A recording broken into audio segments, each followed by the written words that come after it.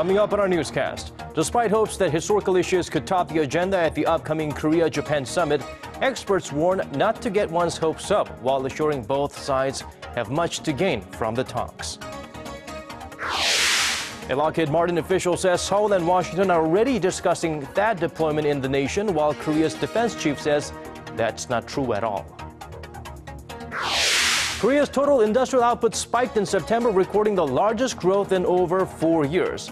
But a manufacturer sentiment survey reveals that businesses remain pessimistic. All next on Primetime News.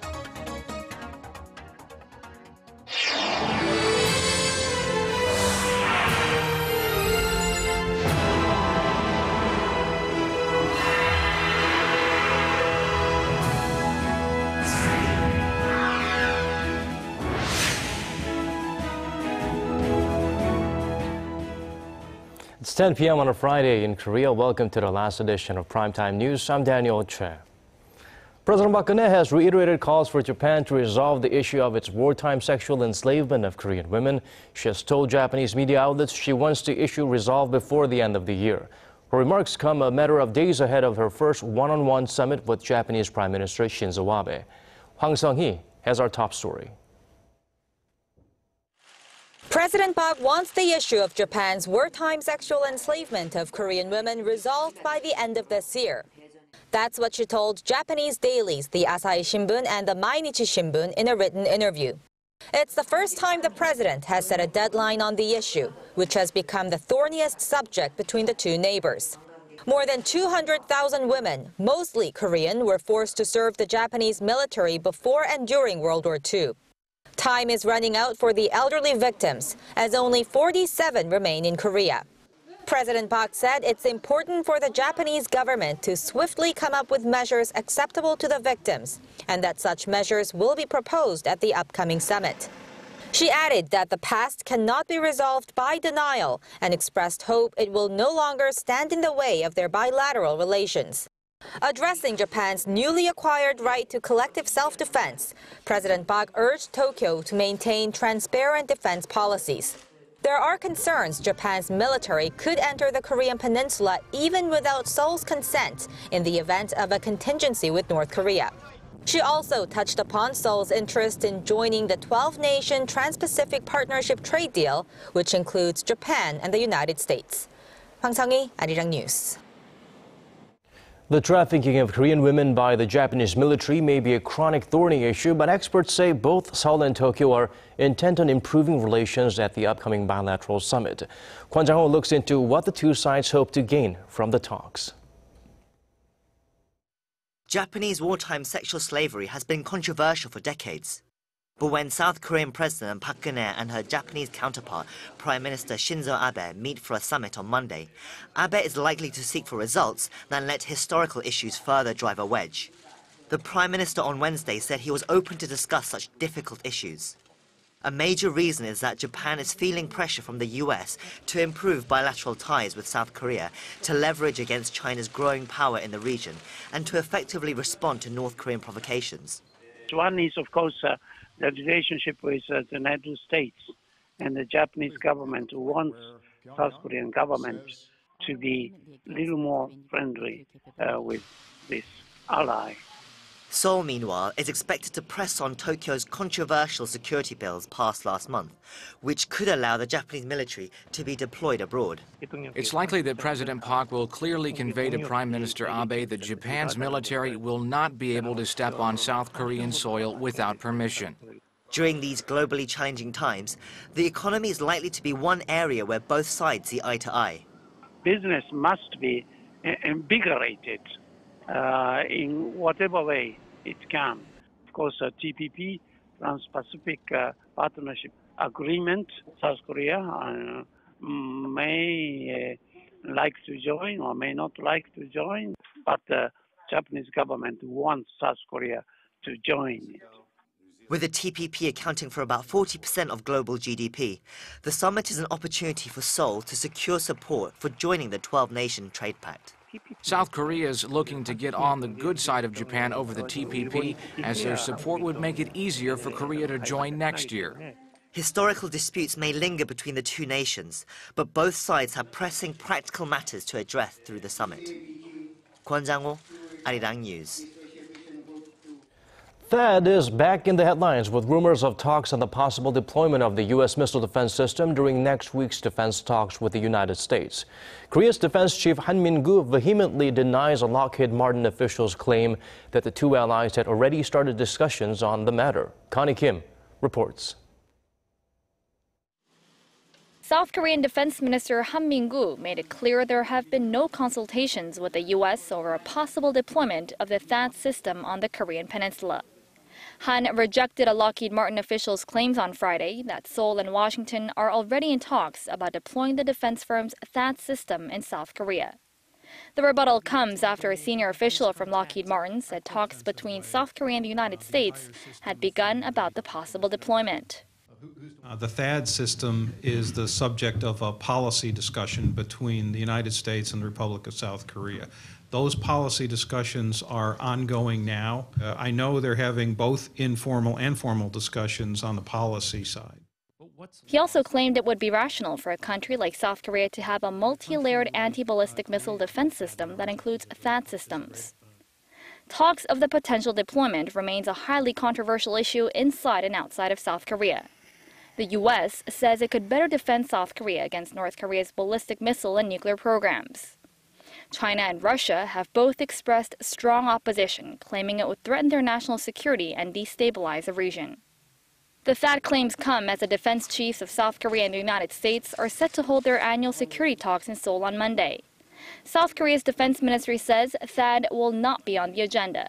The Pentagon claimed to comment on whether THAAD will be discussed. It did, however, reject the Lockheed Martin official's claims that the two allies were already holding talks on the system's deployment on the Korean peninsula. Connie Kim, Arirang News.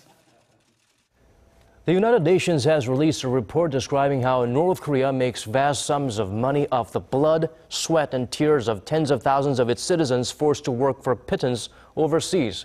Son Jung-in takes a closer look at the deeply disturbing system the regime is dependent on. The UN Special Rapporteur on Human Rights in North Korea, Marzuki Darusman, says more than 50,000 North Korean workers are working as modern-day slaves abroad to prop up the country's flagging economy with much-needed foreign currency. The workers are sent mainly to China and Russia, but also countries in Africa, the Middle East, and South Asia to work in the construction, mining, logging, and textile industries. Darusman described the appalling conditions the North Koreans have to work under. Not only they are underfed, they're also forced to work up to 20 hours almost every day for $150 a month or less. The North Korean regime is making up to $2.3 billion a year from their confiscated salaries.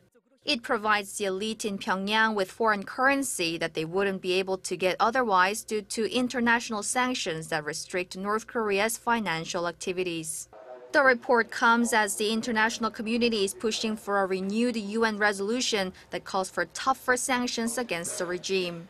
According to sources at the UN, Japan and the European Union submitted a joint resolution to the UN General Assembly's Third Committee with the help of other interested parties, including South Korea and the US.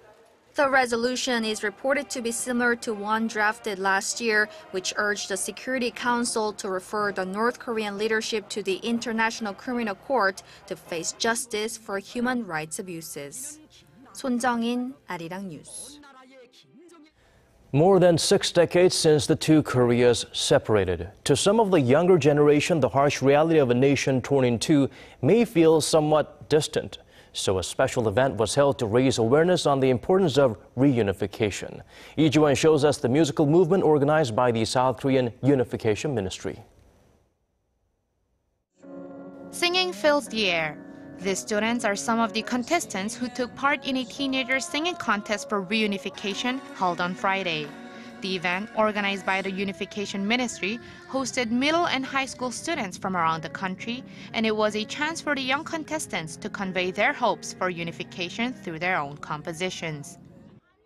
By letting students be creative and active in understanding the need for a reunified Korea, the ministry seeks to increase awareness for unification among teenagers. While preparing for the contest, the students learned to view the matter of reunification from a different perspective. By writing our own songs and lyrics, we had the chance to think deeply about the importance of reunification. It's a very different lesson from what we learned in the classroom. The singing contest is part of the so-called Uni-Korea Culture Week, which runs until Sunday, featuring various programs, including a photo exhibition on the Baekdudaegan mountain range, considered the backbone of the Korean peninsula. These events, combined with a successful conclusion from the recent reunion of war-torn families, are increasing hopes for a peaceful reunification of the two Koreas. 이지원, Arirang News.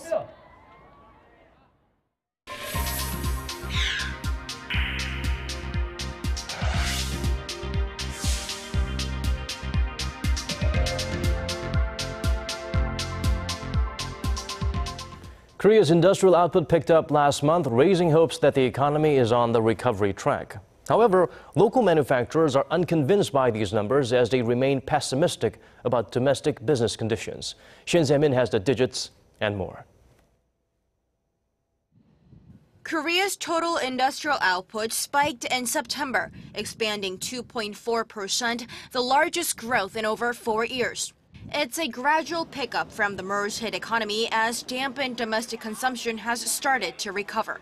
Statistics Korea said Friday that the strong service sector, a major driver of the economy, grew 1.2% from the month before, moving up over 3.5% compared to the same period last year. Increased output in the retail sector, boosted by the Chuseok holiday in September, as well as a cut in consumption tax, contributed to the monthly gain. Production in the mining, manufacturing, gas and electricity industries grew nearly 2% on month, a huge leap from the mere 0.2% gain in August, as demand for semiconductors and automobiles increased. But despite this positive data, the Bank of Korea's monthly manufacturing sentiment survey showed little change among businesses, with the majority remaining pessimistic about conditions in November. The central bank said its business survey index for October rose to 71, up 3 points compared to the previous month, while its forecast for November stands at 70. The reading is still below the 100 mark, indicating that pessimists outnumber optimists. The Bank of Korea attributed the gloomy outlook to continued uncertainty about economic conditions weighing on the country's manufacturers. Experts say, however, that as there is no sign that global demand will pick up anytime soon, it's difficult to predict when the country's exports will take a turn for the better, further clouding prospects for local businesses. Shin Se-min, Arirang News.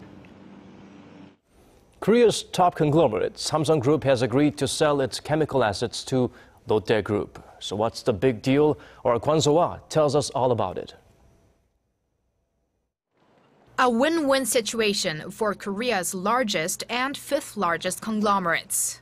That's what Samsung Group and Lotte Group are hoping for after Lotte agreed to take over Samsung's 3 chemical units. The big deal agreed on Friday involves Samsung SDI's chemical unit, of which Lotte Chemical will own a 90% stake, Samsung Fine Chemicals, which Lotte Chemical will acquire a little more than 31% of, and Samsung BP Chemicals. The deal is estimated to be worth around 3 trillion won, or roughly $2.6 billion. Lotte released a statement to announce the purchase, the largest acquisition in the group's history, and said it was about expanding the company's business portfolio and boosting high-value products. For Samsung, the sell-off should give the group more room to focus on its key businesses, especially the IT sector. The agreement is part of the family-owned group's latest restructuring efforts, completing the sell-off of its entire chemicals business.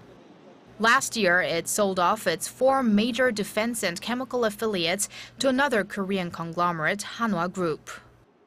Meanwhile, Lotte Group revealed Friday that its chairman, Shin Dong-bin, proposed the deal to Samsung's vice chairman, Lee Jae-yong, in July. According to insiders, Shin and Lee maintain a good friendship despite their 13-year age difference. The deal is expected to be finalized within the first half of next year.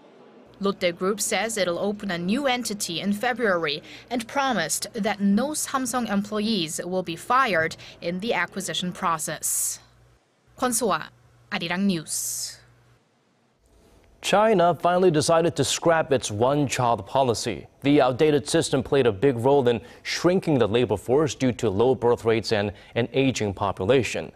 But according to our Kim Min-ji, there seems to be more concerns and skepticisms than anything on the new two-child policy for now. China's roughly 90 million couples will now have the right to have 2 children. Once a policy takes effect, it's estimated that an average of about 5 million new babies will be born every year. Considering that China is already the world's most populated country, will this ignite a population boom? Demographers believe it will not have a significant impact on the birth rate and that the effects of the policy will only start to show after a decade. This could be the case as many Chinese couples have been hesitant to have children in the first place. Considering my job is really hectic and my child is still young, we were never planning to have a second baby. So this new two-child policy doesn't really affect me. There's immense financial pressure, and we haven't repaid our mortgage. The expense of raising one child is enough of a challenge already. Experts also question whether the new policy will give China's ailing economy the boost hoped for by the government. This as it will take years for babies to enter the workforce, and there's additional implications as well. They can't just say, okay, you can have another one, and that's that, and people will. You've got to see if they're going to increase the quality of air, food safety. Raising a child in China is a very worrying proposition in today. Critics say the adoption of the policy comes too late. Many couples refrained from having a second child under ease regulations in 2013, so it remains to be seen whether the policy will produce the desired effects in the future. Kim Min-ji, Arirang News. Back here in Korea, the number of businesses related to daily life, such as restaurants and retailers, are on the rise as more and more people are looking to open up shop. However, as our Lee Soo-eun reports, the economic slowdown and subsequent change in people's lifestyles has caused quite a shift in the business landscape. Take a look. This is an internet cafe, or PC방 as we call it in Korea. It's mostly a space where people come together to play online games. For more than 10 years, these kind of places would be packed day and night, creating a culture around gaming. But now, all that remains are empty chairs. These days, the focus is mostly on mobile gaming, so there are fewer computer games being developed. People can't play the same games forever. Mobile phone stores selling these ever-popular smartphones aren't doing so well either. The new mobile phone distribution law has narrowed our profit margins. Compounding matters, phones are now more expensive. This, combined with the economic recession, means fewer people are purchasing new phones. According to the National Tax Service, internet cafes and mobile phone stores are among those that experienced the largest decrease in the number of business owners in the past year. This is in stark contrast to the number of newly opened convenience stores and fast food outlets. There are more fast food outlets and convenience stores because of the slow economy. People are turning to simpler and cheaper dining options. Also, there are more one- and two-person households these days, and they prefer to eat out. Opening businesses closely related to daily life is an upward trend, with the number of new business owners rising 3.2% since last year. As more people are choosing entrepreneurship, changes in lifestyle and the economic slowdown are shifting the business landscape in Korea. Lee Soo-eun, Arirang News.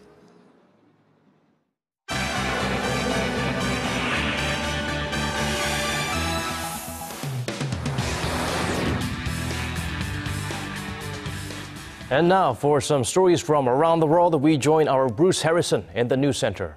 Hello, Daniel. Our focus tonight is on the Vatican, where the Pope's announced he'll pardon a Catholic order accused of decades of sexual abuse against children. Well, Bruce, it seems it's difficult to separate the Catholic Church from sex abuse scandals these days, unfortunately. The Pope's promised to take a firm stance on sexual abuse in the Church, and he even met with victims in the U.S., but now he is issuing this pardon. What exactly does it mean, Bruce? Well, it's a second chance of sorts for this order, Daniel. It's called the Legion of Christ. It's an ultra-conservative movement founded in Mexico, and the Pope's not just handing them a free pass.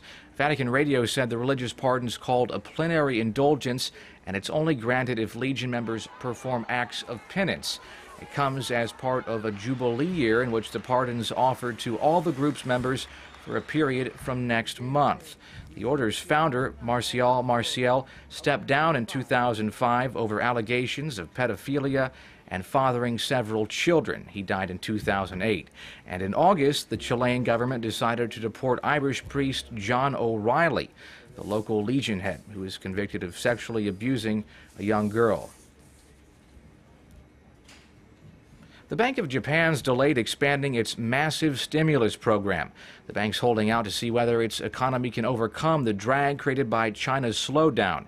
Now, it's unclear how long the bank will take a wait-and-see approach. It's under pressure to expand a stimulus as the country deals with slumping energy costs, weak exports, and a fragile recovery in household spending. Those factors have kept inflation well short of its 2% target. We won't hesitate to make necessary policy adjustments in order to achieve the price goal as quickly as possible. And I don't think there are limits to our policy options. In a twice-yearly outlook report, the bank cut its rosy price forecast and pushed back the expected timing for hitting its price goal by around 6 months. Many people believe in the proverb, you reap what you sow. Republican presidential candidate and billionaire Donald Trump angered Mexicans this year when he accused Mexico of sending criminals to the U.S. Now, a Mexican company is making unflattering masks of the Don and shipping them globally. With Donald Trump, it was easy because he's already well characterized and has a particular scowl. So when he starts to talk, he pouts. His expression is as if he's looking down at you, and we like that a lot. Another proverb may also apply. Any publicity's good publicity. And considering Trump's demeanor, he's probably embracing the free advertisement. According to USA Today, this Halloween, you can also expect to see plenty of classic costumes, from Dracula to the Mummy, and comic book superheroes. If you do see Donald Trump or Hillary Clinton lookalikes on your porch, remember, they're not looking for your vote. Just give them some candy and they'll probably go away. And that's a glimpse of the world. Happy Halloween and have a great weekend.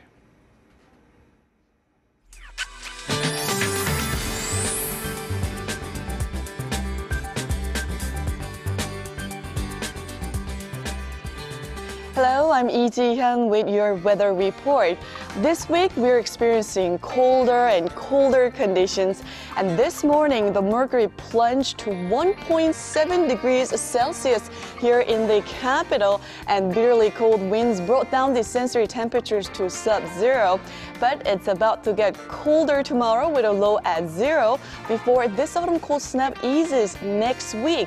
And daily highs will be slightly higher than today, but it will still be cold for those of you planning to enjoy the last day of October outside. So be sure to dress warmly on Saturday. But thankfully, skies will remain sunny with a dry weather advisory in place in the eastern coastal regions of the Gangwon-do province. So please keep that in mind, and here are the readings for tomorrow.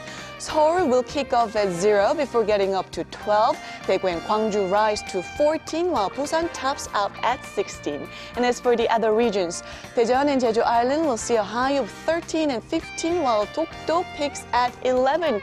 Once again, if you head out early tomorrow morning, be sure to dress in layers. That's all for Korea, and here's international weather for viewers around the world.